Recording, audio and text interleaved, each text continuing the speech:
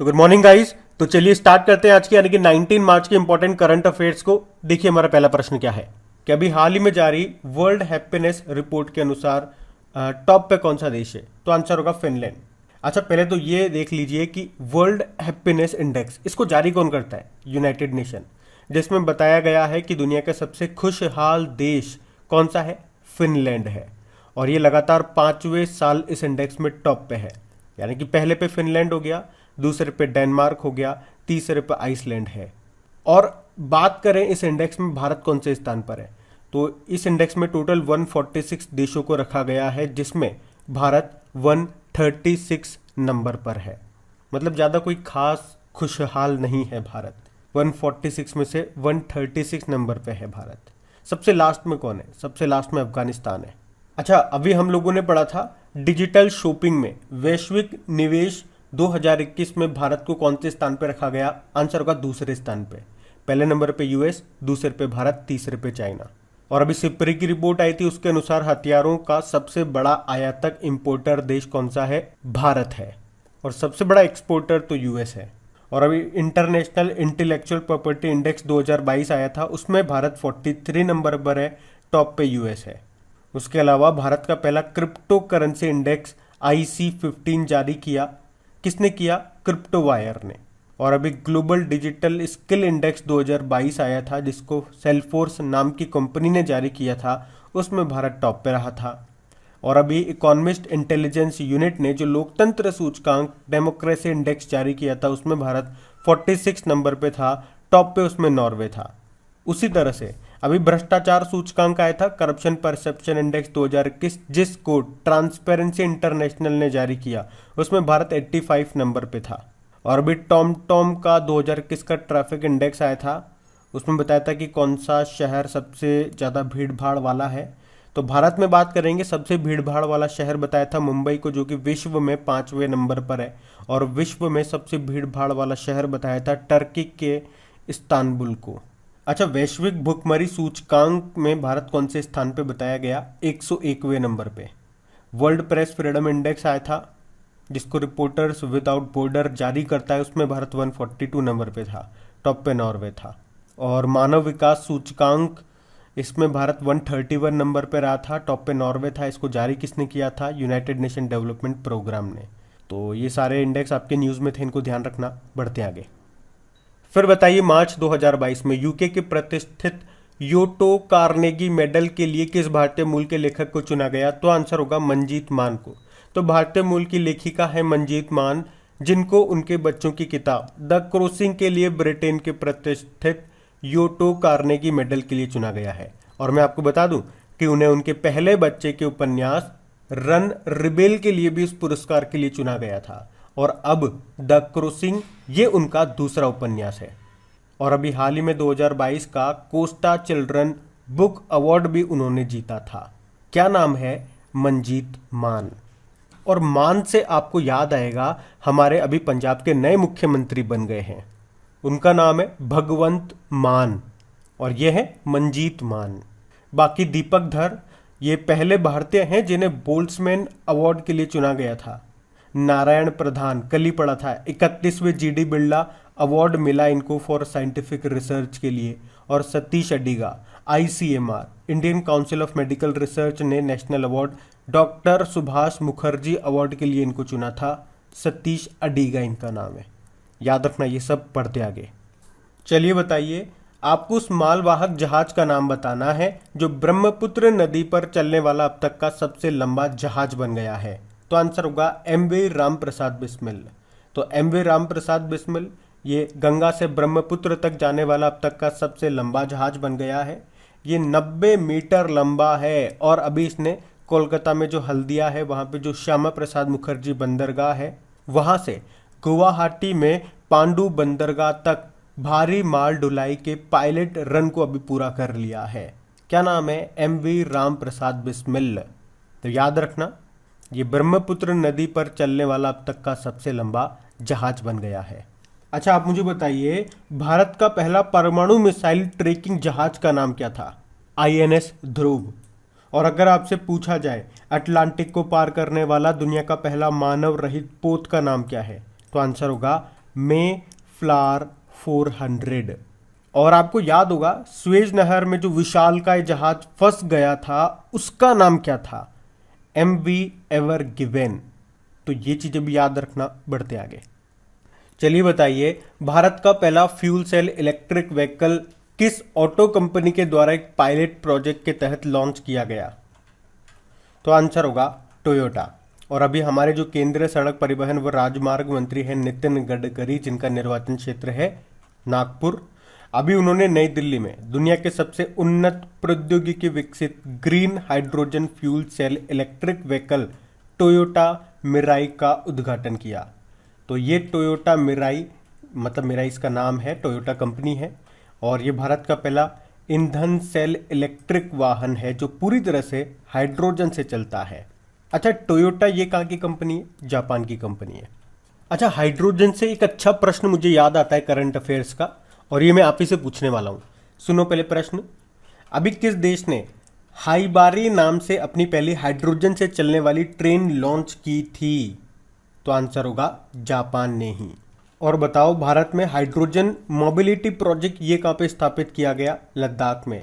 मतलब होगा क्या, यहाँ पे हाइड्रोजन से चलने वाली बसें चला करेंगी इस प्रोजेक्ट के अंतर्गत। और अभी गेल यानी कि gas authority of India limited ने बताओ कहां पर प्राकृतिक गैस प्रणाली में हाइड्रोजन के मिश्रण की भारत की अपनी तरह की पहली परियोजना शुरू की? तो आंसर होगा इंदौर, मध्य प्रदेश। और दुनिया का पहला हाइड्रोजन से चलने वाली फ्लाइंग बोट जिसका नाम है द जेट, ये कहां पे लॉन्च किया गया? तो आंसर होगा दुबई में। अच्छा, भारत का पहला बायोमास आधारित हाइड्रोजन प्लांट कहां पे स्थापित होगा? मध्य प्रदेश के खंडवा जिले में। और अमेरिका की एक कंपनी है जिसका नाम है ओहमियम, उसने कहा है कि वो बंगलुरु में भारत की पहली green hydrogen electrolyser giga factory का निर्माण यूनिट भी शुरू करेगा। और अभी साउथ कोरिया ने भी दुनिया के सबसे बड़े hydrogen fuel cell power plant का उद्घाटन किया था। अच्छा, हाइड्रोजन की खोज किसने की थी? केवेंडिश ने। ये एक स्वच्छ ईंधन है। तो ये सारे पॉइंट आप याद रखना। बढ़ते आगे। चलिए बताइए, भारत में कौन सा कोयला क्षेत्र वर्तमान में भारत की सबसे बड़ी कोयला उत्पादन कंपनी है जिसका उत्पादन 2021-22 में 157 मिलियन टन को पार कर गया? तो आंसर होगा महानदी कोलफील्ड्स लिमिटेड। तो कोल इंडिया की सहायक कंपनी है ये महानदी कोलफील्ड लिमिटेड, और अभी इसने घोषणा की है कि वे देश की सबसे बड़ी कोयला उत्पादक बन गई है। अभी वित्त वर्ष 2021-22 में कंपनी ने बताया कि उसने 157 मिलियन टन कोयले का उत्पादन किया है, जो कि इस चालू वित्त वर्ष के दौरान एक दिन में सबसे बड़ा उत्पादन था। तो याद रखना। अच्छा, मुझे ये बताओ, कोल इंडिया का हेडक्वार्टर कहाँ पर है? कोलकाता में है। और कोल इंडिया से आपको जरूर याद आता होगा अगर आप डेली हमारा करंट अफेयर्स का लेक्चर पढ़ते होंगे। अगर आपसे पूछा जाए कि इंडिया की most trusted public sector company का अवार्ड अभी किसने जीता था, तो वो यही है कोल इंडिया। अब एक प्रश्न का उत्तर आपको देना पड़ेगा, कोल कैपिटल ऑफ इंडिया किसे कहा जाता है? ये बताओ आप। हम बढ़ते आगे। फिर बताइए, अभी मार्च 2022 में जारी ब्लूमबर्ग की एक रिपोर्ट के अनुसार बाजार पूंजीकरण यानी कि मार्केट कैपिटलाइजेशन के मामले में भारत के इक्विटी बाजार के रैंक क्या है? इक्विटी बाजार यानी कि शेयर मार्केट की बात कर रहा है ये। तो आंसर होगा 5वां। तो अभी बाजार पूंजीकरण यानी कि मार्केट कैपिटलाइजेशन पर ब्लूमबर्ग ने एक रिपोर्ट जारी की और इसमें बताया कि पहली बार भारत का जो इक्विटी बाजार है इसने मार्केट कैपिटलाइजेशन के मामले में दुनिया के टॉप 5 में जगह बनाई है। तो 3.21 ट्रिलियन डॉलर के टोटल मार्केट कैपिटलाइजेशन के साथ भारत 5वें स्थान पर है। पहले स्थान पर यूएस है, दूसरे पे चाइना है, तीसरे पे जापान है, चौथे पे हांगकांग और अब 5वें पे आ गया भारत। तो याद रखना ये। बढ़ते आगे। चलिए बताइए, कौन सा देश सूचीबद्ध कंपनियों के बोर्ड में महिलाओं के मामले में दक्षिण एशिया में टॉप पर है? तो आंसर होगा बांग्लादेश। तो इंटरनेशनल फाइनेंस कॉरपोरेशन और ढाका स्टॉक एक्सचेंज ने एक सर्वे किया, एक अध्ययन किया और उसमें बताया कि लिस्टेड कंपनियों के बोर्ड में महिलाओं के मामले में बांग्लादेश दक्षिण एशिया में सबसे ऊपर है। तो नवीनतम आंकड़ों के अनुसार या नया जो डेटा आया उसके अनुसार कोविड-19 के प्रभाव के बावजूद सूचीबद्ध कंपनियों में स्वतंत्र निदेशक होने वाली महिलाओं के प्रतिशत में 2020 में 5% से 6% की वृद्धि हुई है। जिसने महिलाओं को असमान रूप से प्रभावित किया है। अब बात यहाँ पे बांग्लादेश की है, तो ये रहा मैप में बांग्लादेश। देखो बांग्लादेश की कैपिटल ढाका हो गई और यहीं पे आपको बिम्स्टेक का हेडक्वार्टर भी मिलेगा। प्रधानमंत्री शेख हसीना है और यहाँ के प्रेसिडेंट है अब्दुल हामिद। अच्छा, अभी जनवरी में हमने पढ़ा था कि 20वें ढाका इंटरनेशनल फिल्म फेस्टिवल में एशियन फिल्म कंपटीशन सेक्शन में किस भारतीय फिल्म ने बेस्ट फिल्म का अवार्ड जीता था? तो आंसर होगा कुझांगल, जिसके डायरेक्टर हैं PS विनोद। उसके अलावा अभी ब्रिक्स डेवलपमेंट बैंक में 4 नए देश शामिल हुए थे, उसमें बांग्लादेश भी एक है। और सबसे नवीनतम देश उसमें पूछोगे तो आंसर होगा मिस्र यानी कि इजिप्ट। अच्छा, भारत और बांग्लादेश ये आपस में किस दिवस को मैत्री दिवस के रूप में मना रहे हैं? तो आंसर होगा 6 दिसंबर को। और अभी यहाँ के जो प्रधानमंत्री हैं शेख हसीना, उन्होंने sustainable development goal progress award भी जीता था। और हम इसके साथ कौन कौन सी एक्सरसाइज करते हैं? संप्रीति एक्सरसाइज करते हैं, मेनामती मैत्री अभ्यास करते हैं, और हमने अभी पोंगो सागर नौसैनिक अभ्यास भी किया था बांग्लादेश के साथ में। तो ये सब ध्यान रखना आप पढ़ते आगे। अच्छा, अब आपको बताना है भारत का पहला artificial intelligence and robotics technology park ये कहाँ पे लॉन्च किया गया? तो आंसर होगा बेंगलुरु में। तो देश का पहला आर्टिफिशियल इंटेलिजेंस और रोबोटिक टेक्नोलॉजी पार्क ये बेंगलुरु कर्नाटक में अभी लॉन्च किया गया है। ये IISc बेंगलुरु के द्वारा स्थापित एक गैर लाभकारी फाउंडेशन है। उद्देश्य क्या है इसका? आर्टिफिशियल इंटेलिजेंस और रोबोटिक्स इनोवेशन इकोसिस्टम बनाने पर ध्यान केंद्रित करना। आपको याद होगा भारत का पहला डिजिटल वाटर बैंक एक्वेरियम ये कहाँ पे लॉन्च किया गया था? बेंगलुरु में ही। भारत का पहला movable fresh water tunnel aquarium ये कहाँ पे इंस्टॉल किया गया था? ये भी बेंगलुरु स्टेशन पे। और भारत का पहला जियोलॉजिकल पार्क कहाँ पे खुला गया? तो आंसर होगा मध्य प्रदेश के जबलपुर में। और बताओ भारत का पहला जेंडर पार्क कहाँ पे खुला था? तो आंसर होगा केरल में। भारत का पहला मेडिकल डिवाइस पार्क कहाँ पर खुला? केरल में। और भारत का पहला पॉलिनेटर पार्क उत्तराखंड में। देश का पहला मॉस गार्डन कहाँ पे खुला गया? उत्तराखंड के नैनीताल जिले में। भारत का पहला लाइकेन पार्क कहाँ पे खुला? उत्तराखंड के पिथौरागढ़ के मुनस्यारी में। और भारत का पहला क्रिप्टोगेमिक गार्डन का उद्घाटन किया गया था उत्तराखंड के देहरादून में। चलिए आप लोग बताइए, देश का पहला टायर पार्क और फायर पार्क ये कहाँ पे स्थापित किया गया? हम बढ़ते आगे। अब आपको बताना है साहित्य अकादमी ने एक कविता जिसका नाम है मानसून इसको प्रकाशित किया है। इस कविता के लेखक कौन है? तो आंसर होगा अभय के। तो साहित्य अकादमी भारत की राष्ट्रीय पत्र अकादमी है। इसने भारतीय कवि अभय के द्वारा लिखित कविता जो है मानसून उसको अभी प्रकाशित किया।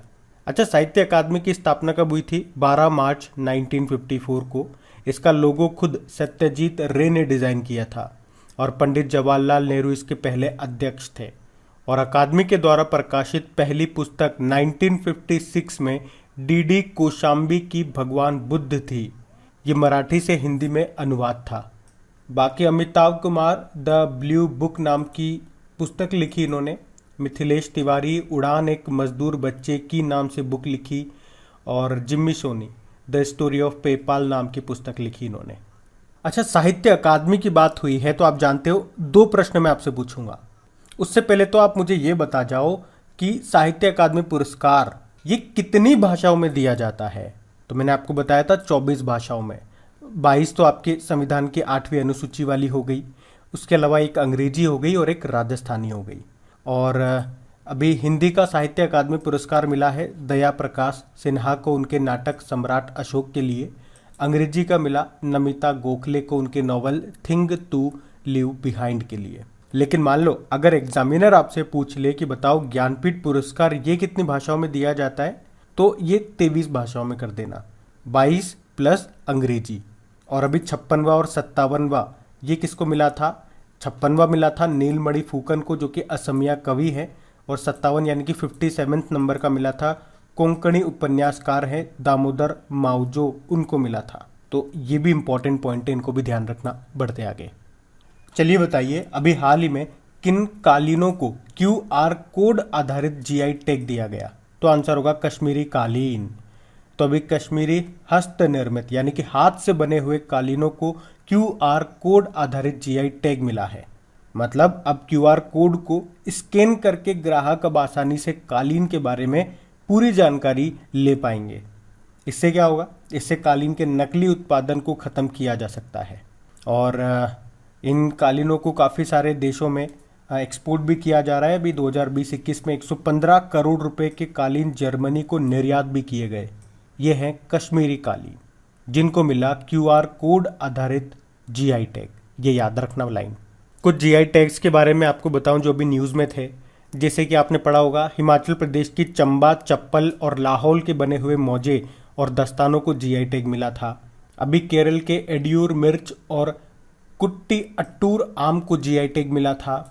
महाराष्ट्र के सफ़ेद प्याज और वाडा कोलम चावल को जीआई टैग मिला था। और मध्य प्रदेश के चिन्नौर चावल को भी अभी जीआई टैग मिला था।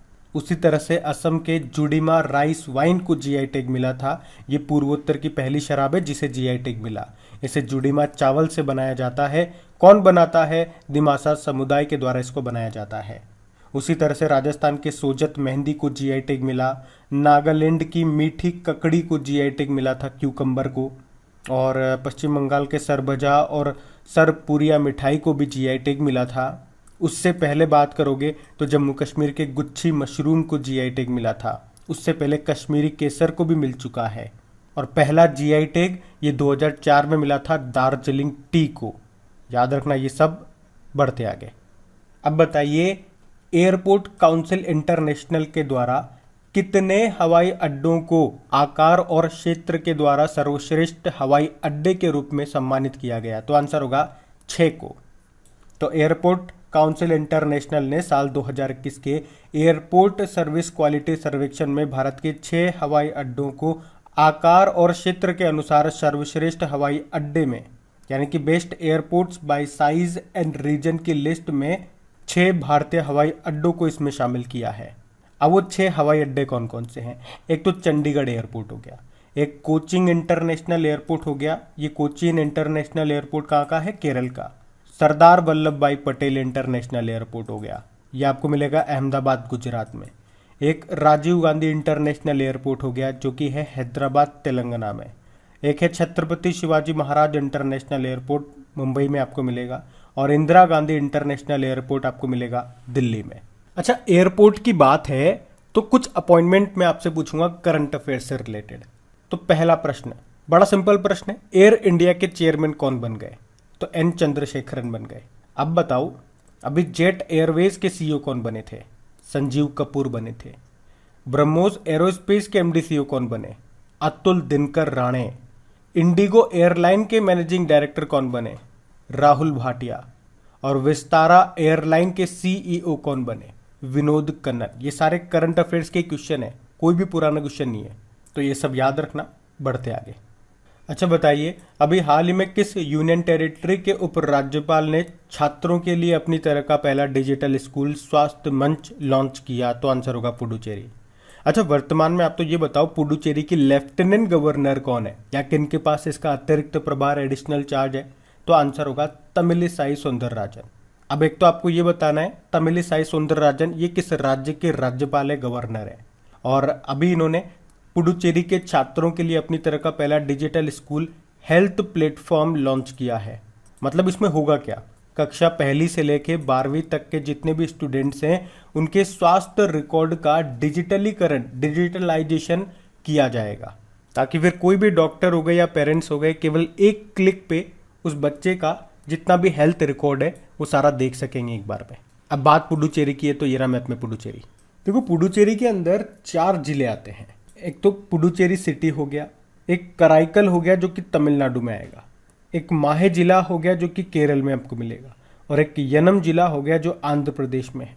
और ये जो माहे जिला है ये बड़ा इंपॉर्टेंट है क्योंकि क्षेत्रफल एरिया की दृष्टि से भारत का सबसे छोटा जिला यही है और यहाँ के मुख्यमंत्री हैं एन रंगासामी। उसके अलावा याद रखना विंडो ऑफ फ्रेंच कल्चर किसे कहा जाता है? तो पुडुचेरी को ही कहा जाता है। और हमने पढ़ा था पुडुचेरी जो है ये हर ग्रामीण घर में एक नल कनेक्शन देने वाला चौथा राज्य बना था। तो अब बात करेंगे कल के वीडियो में पूछे गए प्रश्न के उत्तर की। तो कल के वीडियो में आपसे पूछा था पंजाब के नए मुख्यमंत्री कौन बन गए, तो आपने कहा था भगवंत मान बन गए। आप सभी ने प्रश्न का सही उत्तर दिया। और गाइज अगर सेशन अच्छा लगा है तो प्लीज़ इसे लाइक ज़रूर कीजिएगा और अपने दोस्तों के साथ में शेयर ज़रूर करना। जो भी आपका स्टडी ग्रुप हो गया, जो भी फ्रेंड सर्कल हो गया, तो उनके साथ एक बार लिंक को शेयर ज़रूर करा करें।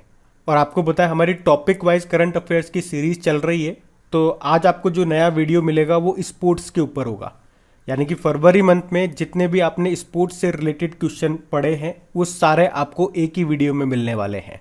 और फरवरी का ये चौथा टॉपिक वाइज वाला वीडियो होगा। डेज वाला पढ़ लिया हमने, अपॉइंटमेंट्स पढ़ लिए, रैंकिंग एंड इंडेक्सेस पढ़ लिया, जो भी पहली बार हुआ विश्व और भारत में वो चीज़ें पढ़ ली। अब ये स्पोर्ट्स पे आ रहा है। और इसी तरह से जनवरी के जितने भी टॉपिक वाइज आपके करंट अफेयर्स के वीडियोस बने थे उसी तरह से फरवरी के भी बनेंगे। अगर आपने जनवरी भी नहीं देखा अभी तो वो भी देख लीजिएगा, फरवरी का भी साथ के साथ देखते जाइए। और इनके क्विज भी लगाइएगा आपकी क्रिक एग्जाम एप्लीकेशन में, ताकि आपके अच्छे से प्रैक्टिस भी होती रहे। और हाँ, वीडियोस को अगर आप चाहते हो ये कंटिन्यू बने रहे इसी तरह से हर मंथ के लिए, तो प्लीज़ इन्हें सपोर्ट भी कीजिए, अपने दोस्तों के साथ में शेयर कीजिए और लाइक करना मत भूलिएगा। और इसी प्रकार इन सभी क्वेश्चंस का क्विज भी आपको मिल जाएगा आपकी क्रेक एग्जाम एप्लीकेशन पे, पीडीएफ भी आपको वहीं पे मिल जाएगा। क्रेक एग्जाम एप्लीकेशन का लिंक आपको मिलेगा नीचे डिस्क्रिप्शन बॉक्स में। अब ये रहा आज का आपका होमवर्क प्रश्न।